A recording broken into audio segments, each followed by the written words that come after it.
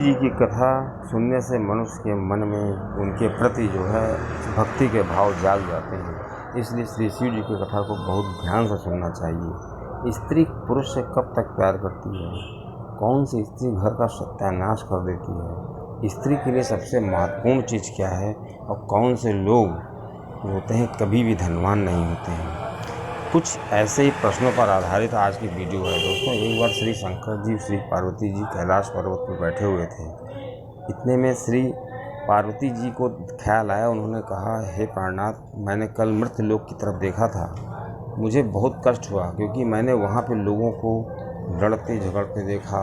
आपस में उनमें प्यार नहीं था, कुटुंबों में कोई भी लगाव नहीं था, उनके अंदर माया मोह कुछ ज़्यादा ही था। उस अवस्था को देख करके श्री पार्वती जी ने कहा, मृत्युलोक की उस अवस्था को देख करके मेरे अंदर 4 प्रश्न जागे हैं। कृपया आप मुझे इन प्रश्नों का उत्तर दें जिससे मैं संतुष्ट हो जाऊं। श्री शिव जी मुस्कुराए बोले, कहा, हे प्रिय, बताइए आपके 4 प्रश्न कौन से हैं? श्री पार्वती जी ने कहा, मेरा पहला प्रश्न है, स्त्री पुरुष से कब तक प्यार करती है? दूसरा प्रश्न यह है, कौन सी स्त्री घर का सत्यानाश कर देती है? तीसरा प्रश्न ये है कि स्त्री के लिए सबसे महत्वपूर्ण क्या है? और चौथा प्रश्न ये है, कौन से लोग कभी भी धनवान नहीं होते हैं? श्री शिव जी मुस्कुराए। उन्होंने कहा, हे गिरिजा जी, आपको मैं ये चारों प्रश्न के उत्तर एक कहानी के माध्यम से दूंगा और आप कृपा करके कहानी सुनते समय, कथा सुनते समय अब निंद्रा के आगोश में न आइएगा। श्री पार्वती जी ने कहा, नहीं कदापि ऐसा नहीं होगा भगवान, आप मुझे कथा सुनाइए। श्री शिव जी ने कहा कि एक नगर में एक बहुत बड़ा सेठ था। उस सेठ के 4 पुत्र थे और 4 पुत्र, क्योंकि 4 बहुएँ थीं, मतलब 4 बेटे थे और 4 उनकी बहुएँ थीं। उस सेठ के जो 3 बड़े बेटे थे, उनकी जो बहुएँ थीं, वे आपस में बहुत ही लड़ते झगड़ते रहते थे और एक साथ रहते थे, मतलब वो सेठ जी के साथ रहते थे। उनका चौथा बेटा था, वो सेठ जी से अलग रहता था और वो चारों बेटे आपस में भी लड़ते थे और उनकी जो बेटियां थीं, उनकी जो पत्नियां थीं, उनसे भी आपस में वो नहीं पड़ती थी। ये चीज़ देख करके जो सेठ जी हैं, उन्होंने सब कुछ भगवान के ऊपर छोड़ दिया था। अब जो छोटी बेटी थी, वो जो छोटी उनकी बहू थी, वो बहुत ही संस्कारित परिवार से आई थी, काफ़ी अच्छा उसका स्वभाव था और वो जो है अपने पति का बहुत ध्यान रखती थी और सत्संगी थी। एक बार क्या हुआ, सेठ जी सुबह बैठे थे, उनको लगा कि कोई जो महिला है, कोई स्त्री है, वो उनके घर से निकल करके जा रही है। तो श्री सेठ जी ने पूछा, अरे बताइए आप कौन हैं? उस महिला को रोका और कहा कि आप कौन हैं और कहाँ से आई हैं और कहाँ जा रही हैं? तो उस महिला ने कहा कि मैं कई दशकों से आपके घर में निवास कर रही थी, मैं लक्ष्मी हूँ, लेकिन अब मैं आपके घर से जा रही हूँ क्योंकि आपके घर में इतनी कलह है और लोग भक्तों का ध्यान नहीं रखते हैं, संतों की इज्जत निरादर होता है और कोई पूजा पाठ नहीं होता है, सत्संग नहीं होता है, अधर्म के कार्य होते हैं, इसलिए मैं आपके घर से जा रही हूँ। जब श्री सेठ जी ने ये देखा तो वो काफ़ी व्यथित हो गए, लेकिन चूँकि लक्ष्मी जी काफ़ी दशकों से श्री सेठ जी के यहाँ रह रही थी, तो श्री लक्ष्मी जी ने श्री सेठ जी से कहा कि मैं आपको एक मौका देती हूँ, आप मुझसे एक वरदान मांग लीजिए, क्योंकि मैं इतने दिन आपके यहाँ रुकी हूँ, तो एक वरदान आप मांग लीजिए जिससे कि आपको कोई दिक्कत ना हो।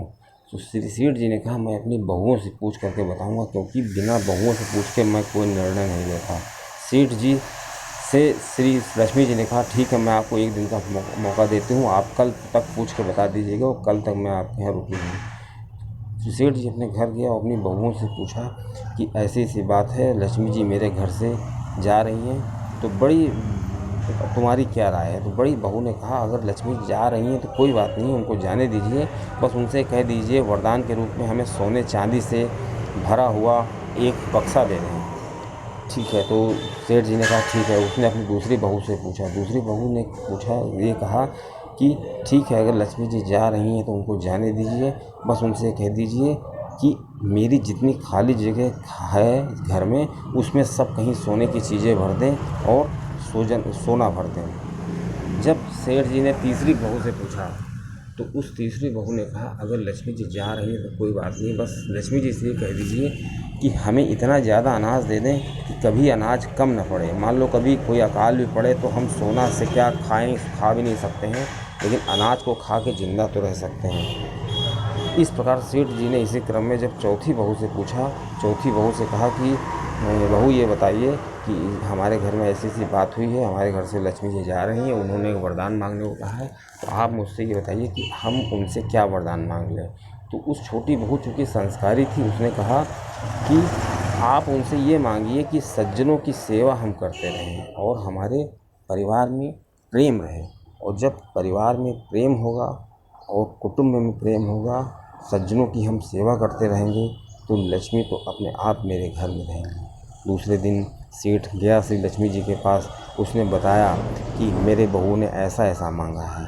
लेकिन जो छोटी बहू थी उसने कहा है कि हमको सज्जनों की सेवा करने का अवसर दें, कि हम ज़िंदगी भर सज्जनों की सेवा करते रहें, परिवार में हमारे प्रेम बना रहे, हम सभी लोग मिलजुल कर रहें।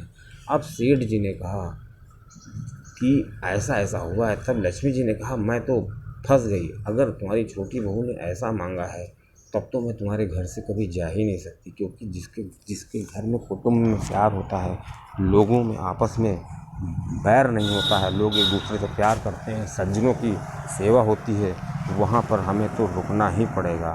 सेठ जी ने कहा जैसी आपकी इच्छा, मैं तो चाहता हूँ आप कभी न जाएं। इस प्रकार जो ये जब क्रियाकलाप होने लगे तो वो लक्ष्मी जी हमेशा के लिए श्री सेठ जी के यहाँ रुक गईं।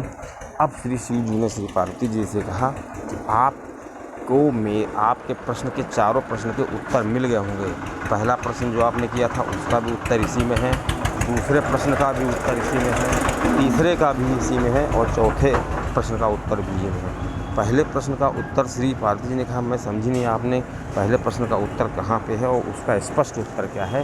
पहला प्रश्न था स्त्री पुरुष को कब तक प्यार करती है, तो ऐसे में श्री शिव जी ने कहा कि स्त्री पुरुष को तब तक प्यार करती है जब तक पुरुष जो है उसकी भावनाओं की कद्र करता है। जिस दिन पुरुष उसकी भावनाओं की कद्र करना छोड़ देता है, स्त्री उसको कभी प्यार नहीं कर सकती।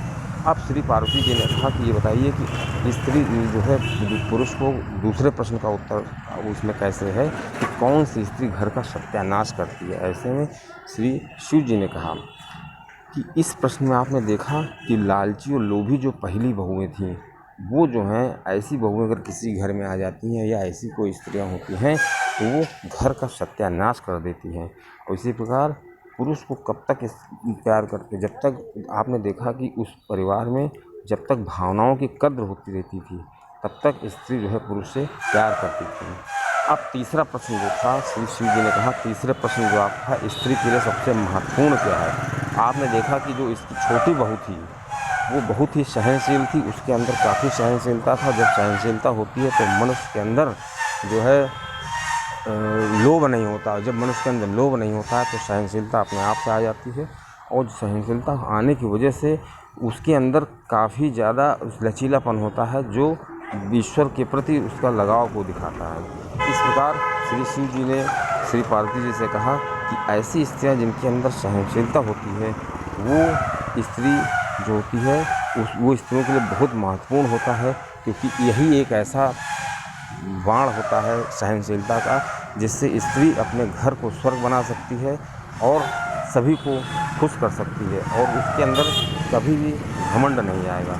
और सबसे आखिरी प्रश्न श्री शिव जी से श्री पार्वती जी ने कहा, मेरा जो आखिरी प्रश्न था उसका उत्तर नहीं मिला, कौन से लोग कभी भी धनवान नहीं बन सकते हैं। तो ऐसे में श्री शिव जी ने कहा कि हे प्रिय, आपने ध्यान से नहीं सुना कि वो इस प्रश्न का उत्तर भी इसी कथा में है कि आपने देखा कि जब तक उनके बड़े बेटों में कलह थी आपस में, एक दूसरे से वो एक दूसरे को देखना नहीं चाहते थे, उनके घर में लड़ाई झगड़ा होता रहता था, उसी समय जो सदियों से जो लक्ष्मी जी उनके यहाँ रह रही थी उन्होंने मना कर दिया कि मैं तुम्हारे घर से जा रही हूँ। और उन्होंने ऐसा इसलिए कहा कि जहाँ पर कलह होती है वहाँ पर वो एक मिनट भी रुकना नहीं चाहती हैं।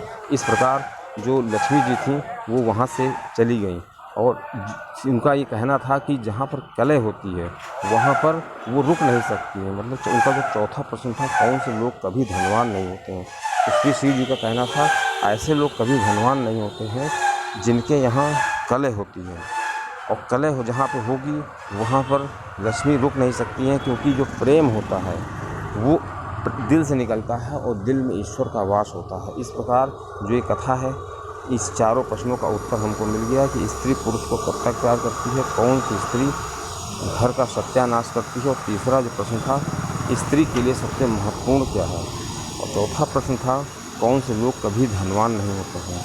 इस प्रकार से हमें इन चारों प्रश्नों के उत्तर इसी कहानी के माध्यम से मिल गए हैं। अब दोस्तों आगे की जो वीडियो थी वो मैं आपको आगे श्री जी की श्री शिव पुराण पर आधारित जो अगली प्रश्नावली है उनके उत्तर मैं आपको आगे की वीडियो में दूँगा।